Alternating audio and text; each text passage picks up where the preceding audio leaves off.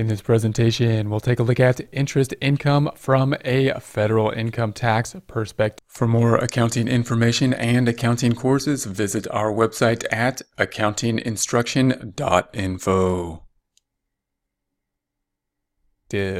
Interest income will typically be reported on Form 1099 INT and is typically going to be something that will be taxable or included in gross income. We often get interest income and this 1099 interest from banks, from savings and loans institutions, and from credit unions where we have investments.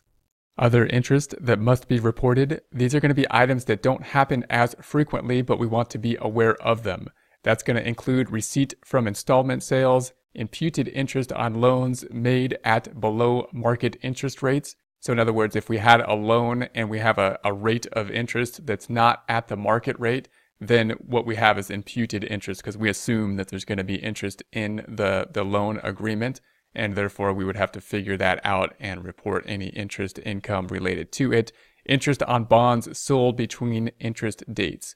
Again, most of the time with the interest income, we have interest related to institutions where we have savings, such as a bank, and that would be reported to us clearly on the 1099 interest. But we may have situations where we have these unusual types of situations where we want to be aware that we need to consider the interest calculations and record the income related to them as well.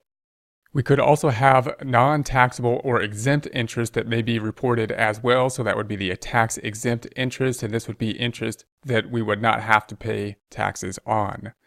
How do we report the interest? If the interest is over $1,500, we're going to use a Schedule B on the Form 1040. In other words, we'll have the 1040 and an added schedule, Schedule B, which will kind of list out the institutions or the areas where we have the interest income from.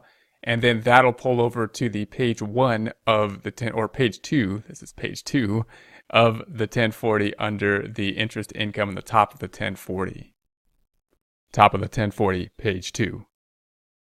For more accounting information and accounting courses, visit our website at accountinginstruction.info.